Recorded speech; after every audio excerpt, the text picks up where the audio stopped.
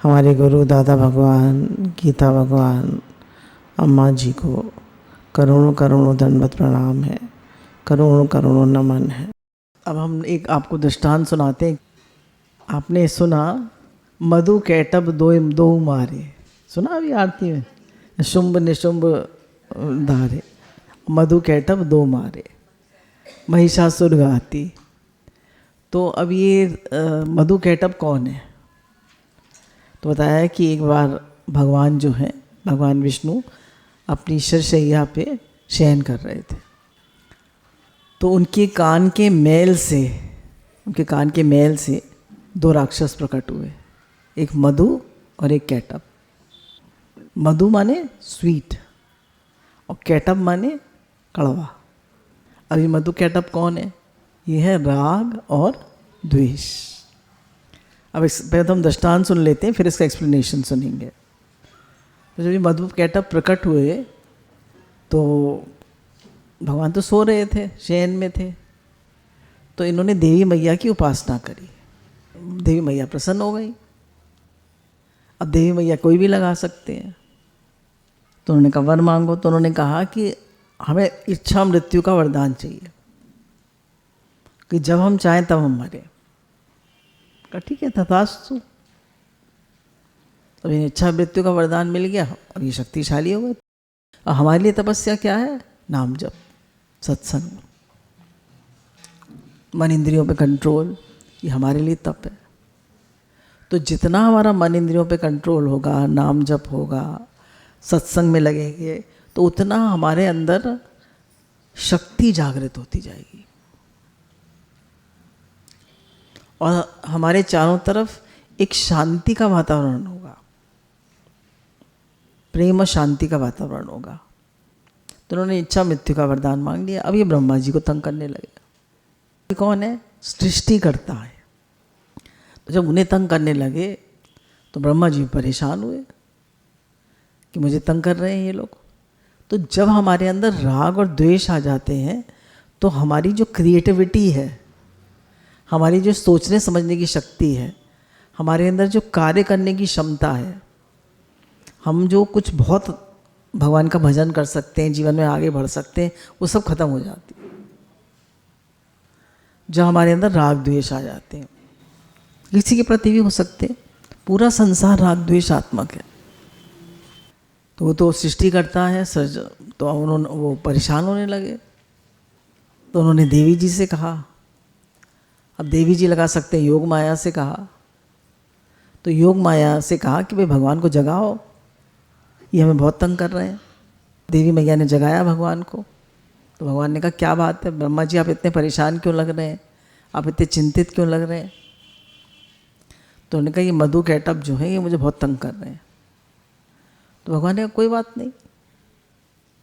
भगवान ने उनसे लड़ना शुरू करा। अब देखिए, ध्यान देने की बात है, भगवान विष्णु मधु कैटब से लड़ रहे हैं और एक टाइम में एक ही लड़ता था, मधु राग। जब वो थक जाता था तो द्वेष आ जाता था, वो लड़ता था। फिर जब वो थक जाता था तो राग आ जाता था, वो लड़ता था। अब भगवान विष्णु जो है, अब भगवान विष्णु तो अकेले लड़ते थे, तो वो 5000 साल इनसे लड़ते रहे और फिर भी भगवान विष्णु थक गए पर इनको नहीं जीत पाए। तो उन्होंने कहा क्या चक्कर है ये। फिर उन्होंने रियलाइज़ करा कि एक आराम करता है, एक लड़ता है और मैं अकेला लड़ता हूँ। तो उन्होंने कहा भाई ये युद्ध में ऐसा तो नहीं होता भाई, जब एक थक जाए मुझे भी कुछ आराम करने दो। तो उन्होंने कहा हाँ करिए। वो तो अपने को बहुत शक्तिशाली समझ रहे थे। तो उन्होंने देखा ध्यान से, तो उन्होंने देखा अरे नहीं तो देवी मैया से, योग माया से वरदान मिला हुआ है, इच्छा मृत्यु वरदान मिला हुआ है। तो उन्होंने कहा आप क्या करें? तो उन्होंने योग माया से कहा। तो उन्होंने कहा कोई आप चिंता मत करिए। तो उन्होंने कहा कि अब तो कुछ माया का प्रयोग करना पड़ेगा, साम दाम दंड भेद का प्रयोग करना पड़ेगा। तो जो देवी मैया थी बहुत सुंदर होके आ गई। अब जैसे ही सुंदर होके आई तो मधु कैटब के अंदर काम आ गया। काम आप सब जानते हैं, इच्छा काम आ गया। अब देखा उन्होंने कि इतनी सुंदर, और उनके अंदर काम आ गया। काम आ गया तो उनकी शक्ति क्षीण हो गई। जैसे ही हमारे अंदर इच्छा विकार काम क्रोध कुछ भी आ जाता है तो हमारी शक्ति क्षीण हो जाती, शक्ति क्षीण हो गई उनकी। अब जब शक्ति उनकी क्षीण हो गई तो उन्होंने, भगवान ने उनसे कहा कि तुम हमसे वर मांगो। बोला हम आपसे क्या वर मांगे। उन्हें अहंकार भी था कि भगवान हमसे थक गए, हमसे लड़ते लड़ते। तो उन्होंने कहा कि हम आपसे क्या वर मांगे, आप ही हमसे वर मांग लीजिए। तो भगवान ने कहा अच्छा ठीक है। अब भगवान ने तो माया रची थी, तो भगवान ने कहा अच्छा ठीक है, मैं वर मांगता हूँ कि मैं तुम्हारी मृत्यु का कारण बनूँ, तुम दोनों मर जाओ। बोले हैं ये क्या हुआ, ये तो हम फंस गए, हमें तो कोई मार नहीं सकता था। तो उन्होंने कहा भगवान आपने भी तो कहा था कि मैं वो दूंगा, वरदान आप भी दीजिए। तो बोले हाँ मांगो। तो अब भगवान तो जल में शयन कर रहे हैं, तो उन्होंने कहा कि हम जल में ना मरे, हम थल में मरे। अब तो सागर में तो जल ही जल है। तो भगवान ने अपनी जंगा को इतना बड़ा किया, इतना बड़ा किया, इतना बड़ा किया। भगवान तो कुछ भी कर सकते हैं, वो तो सर्वसमर्थ है, कि वो थली थल हो गया और उसका सिर रख के दोनों जंगाओं पे और अपने सुदर्शन चक्र से टशम काट दिया। बोलिए देवी मैया की जय। अब इसके सिद्धांत में है, देखिए 5000 साल तक भगवान लड़ते रहे पर वो नहीं जीत पाए। अब ऐसे ही हमारे जीवन में राग और द्वेष है। भगवान ने गीता में कहा हर इंद्रिय के विषय में राग और द्वेष रहते, हर इंद्रिय के विषय में। आप देखिए आँख से हम देखते हैं तो हमें कुछ अच्छा लगता है, कुछ बुरा लगता है। ये अच्छा नहीं है इसे हटाओ, ये अच्छा है ये मुझे चाहिए, होता है नहीं? तो हमें हर समय हमारी लाइक्स और डिसलाइक्स बनी रहती हैं, अच्छा और बुरा बना रहता है। ये मुझे पसंद है, ये नहीं पसंद है, बना रहता है। फिर बोला कि सबसे बड़ा विषय जो है राग और द्वेष का, वो है कान, शब्द का विषय। हम अपनी तारीफ सुनना चाहते हैं, जरा भी कोई हमसे अपमानजनक बोलता है, बुरी तरह बोलता है तो हमें हर्ट होता है या रिएक्ट करते हैं। करते ही नहीं करते? बोलिए कौन अपना अपमान सुन सकता है? हैं? हाथ खड़ा करे। कोई कितना भी अपमान करे पर हम तटस्थ बैठे रहें, ना तो इमोशनली वीक हो। चलिए हम नहीं रिप्लाई कर सकते पर इमोशनली भी तो वीक हो जाते हैं, नहीं? इमोशनली डाउन हो जाते हैं, नहीं जवाब देते, नहीं रोने लगते, वीक हो जाते हैं इमोशनली। तो उन्होंने कहा कि किसी भी हालत में हमें वीक नहीं होना है। कोई मान हो अपमान हो, हमें मधु कैटअप राग और द्वेष के चक्कर में नहीं पड़ना है। चाहे आँख का विषय हो, चाहे कान का विषय हो, हर विषय में ये मुझे पसंद है, ये मुझे नहीं पसंद है, ये खाना मुझे पसंद नहीं है, मुझे इतना कम नमक है मैं नहीं खाऊंगा, इतनी ज़्यादा मिर्च है मैं नहीं खाऊंगा, ये मुझे पसंद नहीं है, ये बिल्कुल ठंडा है क्यों ले आए, ये इतना गर्म क्यों ले आए। अरे भाई यही करते रहो। कितनी हमारी इच्छाएं होती हैं, कितनी लाइक्स एंड डिसलाइक्स होती हैं, कितना हमारा मन होता है। शब्द स्पर्श, ये व्यक्ति मुझे बहुत प्रिय है, ये मेरा फेवरेट है, ये तो मुझे बिल्कुल पसंद नहीं है, इसकी तो शक्ल ही मुझे पसंद नहीं है। शब्द स्पर्श रूप रस खाना गंध, कितना हमारा इन सब में मन है। तो ये 5 विषय जो हैं हमें जिंदगी पर जिंदगी हराते रहते हैं। 5000 साल विष्णु जी लड़ते रहे और हम कब से लड़ रहे हैं? पता नहीं कितने चतुर्युग से लड़ रहे हैं। लड़ रहे हैं नहीं लड़ रहे हैं? बोलिए, नहीं तो अभी तो मुक्त हो गए होते, भगवान की सेवा में चले गए होते, भक्त बन गए होते, पर हम मधु कैटअप को जीत नहीं पाए। फिर जब देवी मैया प्रकट हुई है ना, उन्होंने वरदान मांगा देवी मैया ने, भगवान ने देवी मैया को पुकारा, तो देवी मैया क्या है, योग माया क्या है, वो है भगवान की भक्ति। जब जीवन में भक्ति आती है, जब जीवन में गुरु आते हैं, जब गुरु हमारा संबंध भगवान से कराते, तब हम मधु कैटभ, राग और द्वेष को जीत पाते हैं। जीत तो नहीं पाते, पर कुछ हद तक ये शिथिल पड़ जाते हैं। जैसे खंडान जी ने एग्जाम्पल दिया कि एक टोकरी जो है वो केन की बनी हुई है। केन को क्या कहेंगे हिंदी में?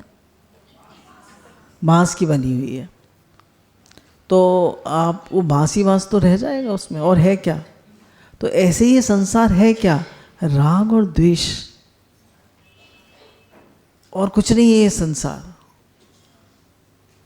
ये संसार ही है राग और द्वेष। यहाँ राग द्वेष के अलावा और कुछ नहीं है।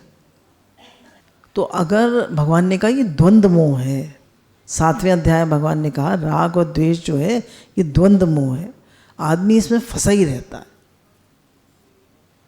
अच्छा देखिए, जिससे हम प्रेम करते हैं उससे द्वेष करते हैं नहीं? पति पत्नी में राग द्वेष होता है या नहीं? हाँ या नहीं? भाई भाई में होता है नहीं? पिता पुत्र में होता है नहीं? माँ बेटे में होता है या नहीं? दौरानी जिठानी में होता है नहीं? हर रिश्ते में होता है। कैसे जीते हैं इस राग द्वेष को? तो जब हम भगवान की भक्ति करते हैं, भगवान हमें इतने प्रिय लगते हैं, हम गुरु के सानिध्य में आते हैं, गुरु से हमारा प्रेम होता है, वो हमारा संबंध भगवान से जोड़ते हैं, तो हमारा मन संसार से हटता है। अब ये जल क्या है? जल है हमारा इमोशनल वर्ल्ड, हमारे इमोशंस की दुनिया। जल में नहीं मर सकते थे वो दोनों मधु कैटभ। तो जहाँ मन है, जहाँ इमोशंस हैं, जहाँ हमारा इमोशनल वर्ल्ड है, वहाँ मधु कैटभ को नहीं मार सकते, क्योंकि हम अपने इमोशंस में ही फंसे रहते हैं। मैं और मेरा मन, मी एंड माई माइंड, इसी में फंसे रहते हैं। कहाँ हम इससे ऊपर उठ पाते हैं? हमसे कोई प्रेम से बोल ले तो हम बड़े खुश हो जाते हैं, हम हमारे से प्रेम से नहीं बोले, बुरी तरह कर दे, अरे जा रहा,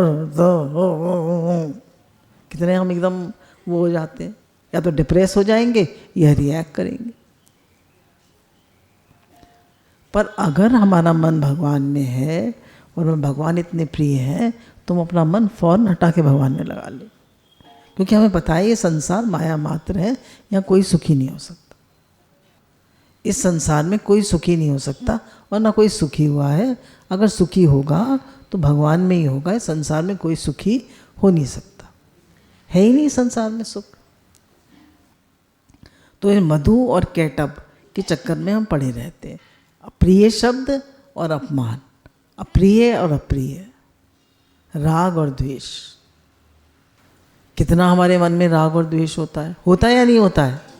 हर इंद्रिय के विषय में राग और द्वेष रहते हैं। और इन राग और द्वेष को जो जीत लेता है, भगवान ने कहा जो इन द्वंद्व मोह को जीत लेता है, 7वें अध्याय के अंत में कहा है, तो वो इस माया से पार हो जाता है। तो भगवान ने दिखाया कि मैं ही हार गया इनसे, हार गया मतलब मैं ही थक गया इनसे। तो जब तक हम भक्ति नहीं करेंगे, अब भक्ति का मेन अंग है नाम जप। अब देखिए ये 7वें अध्याय का 27वां श्लोक है।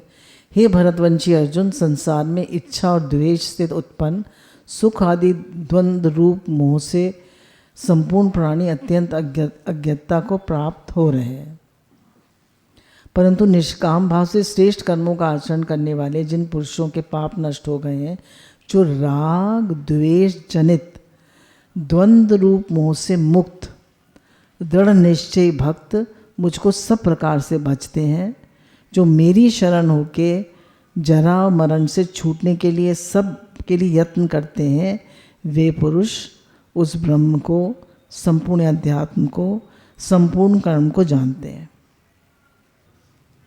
परंतु निष्काम भाव से श्रेष्ठ कर्मों का आचरण करने वाले जिन पुरुषों के पाप नष्ट हो गए, वे राग द्वेष जनित द्वंद्व रूप मोह से मुक्त दृढ़ निश्चय भक्त मुझको सब प्रकार से भक्ते हैं। तो ये द्वंद्व मोह है, मन को फंसाए रहता है। फंसाए नहीं रहता? आप बोलिए।